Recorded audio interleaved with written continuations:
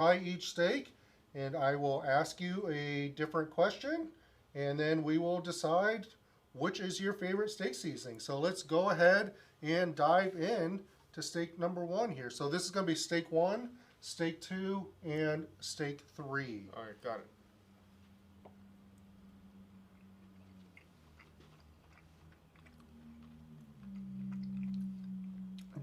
I see that you have an RV. Do you have a grill in there?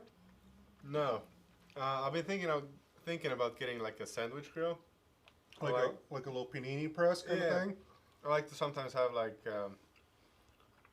put cheese, a little bit of ham in it, and like that's maybe like my favorite breakfast at the moment. Haven't had it for a while, but like I've been thinking about it. So, you are known as one of the furthest throwers on tour. Have you always been a far thrower? Is that just something that came natural to you? Mm, that was something that like so whenever I started, mm, I was playing forehand mostly, and eventually I started working with backhand. But the distance came randomly in a way. There Really? was one weekly that I was like just throwing far all of a sudden like this, and then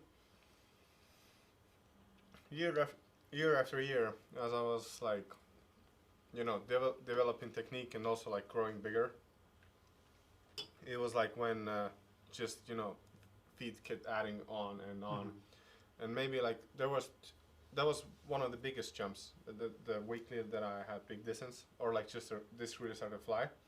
And then the second jump was like when I started to hit the gym in a way. Uh, Like all the time there was the process of working on technique, but that was like where I saw the biggest jumps kind of yeah. happen. So you've really noticed that working out has helped with your distance. Has it helped with other parts of your game as well?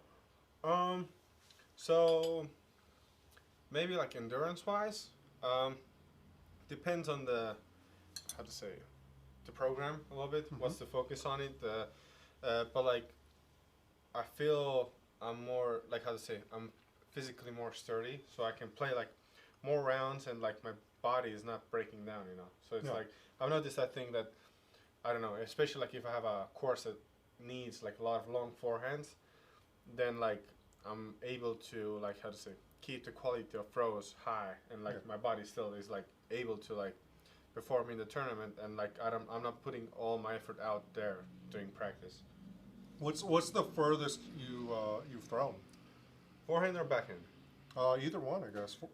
So backhand is 710 Oh wow. during last year, not last year. Yeah, last year's USDC Yeah. distance competition, and then forehand.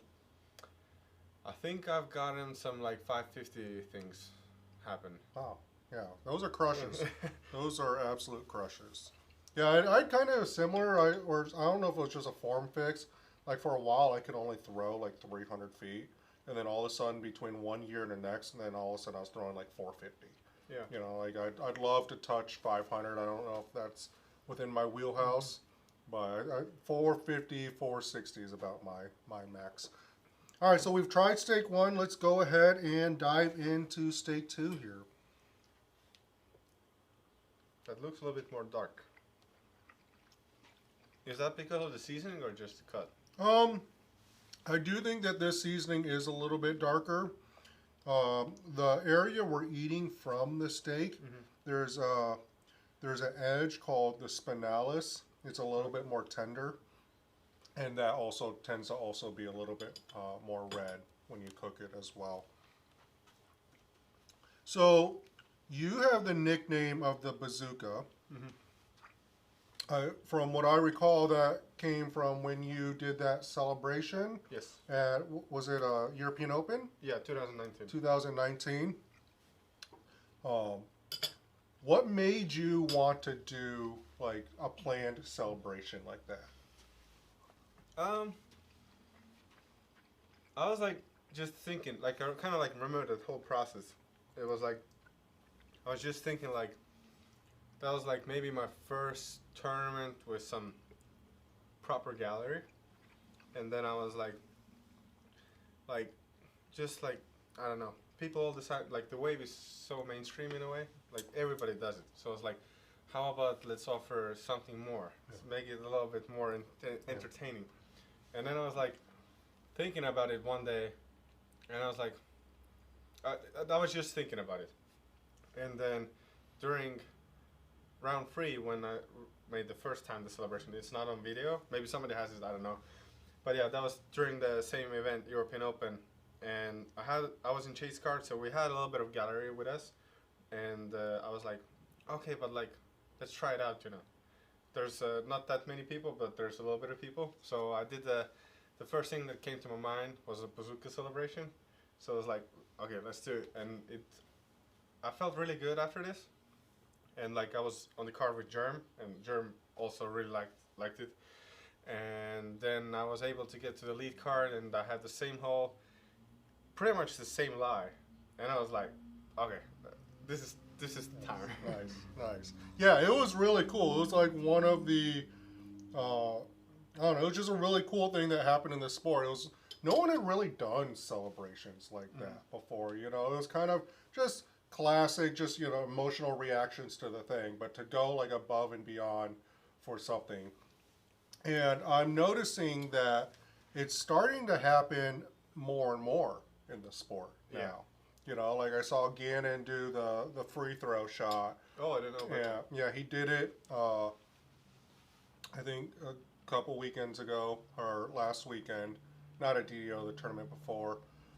You got Raven with the archer. I think there's been a couple other ones out there. Is that something that you would like to see in the sport more? I think it's one thing that I would like to see is like everybody comes out with their own thing in a way. So like there's a little bit that I don't know how I call it variety. I think. Yeah. So I think like just to see like how far people can go with their creativity.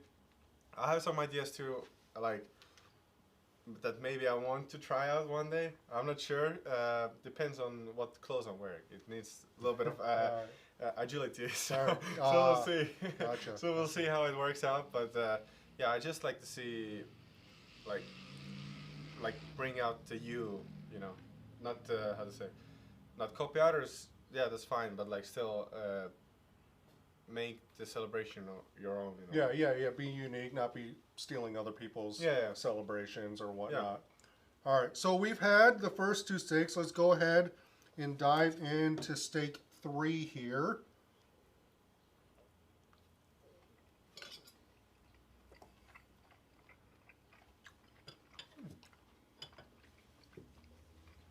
So I saw you did pretty good last weekend at DDO. You got 12th. You've been touring in the United States for, what, 3 years now? 2.5 years? So full tour, this is my second year, like full on tour, but I first came to US 2019, and then I've been like, okay, there was the COVID year, but that was the first time I like did like a 3-month trip, and then 2021 I was also able to do kind of like 3-month, maybe a little bit more trip. I've seen a lot more Europeans start to come over and really start to get a lot better, especially like coming up. You got the, what is it, the President's Cup? Yeah. Do you foresee a big European kind of takeover of disc golf, and especially disc golf in the United States? I don't know how to answer this because like it is bit of an investment to come here as an European, and like maybe the returns aren't the biggest, but I think if you really want to get to some place as an athlete in this sport, I think you have to eventually come to the US, like no matter where you know. Yeah, you have to come here because I think the level is tighter. The courses are pushing people more, like distance and all, just making shot selections and stuff. I think that's like the main difference, maybe what I have right now with European disc golf. I haven't played there for a while, so this summer I'm spending like 5 or 6 weeks there, so I'm kind of interested to see like how my skill set here will apply over there. Yeah. Just the course is a little bit different, so I'm kind of curious to see how it really plays out, but I think I don't know how many will be taking the leap to come here and who not. But You think mostly just because the expense? Yeah, but hopefully, I mean, it's like if you put it in that perspective, that you're getting like the knowledge and like just expanding your skill set. I think it's investment that's worth it for me Yeah. at least. Cool. Cool. All right, so we have had all three steaks. This was steak 1, steak 2, and steak 3. So just kind of in order, what was your favorite? Was it 3, 2, 1, 1, 2, 3, 2, 1, 3? I need one more bite of this so I can tell the.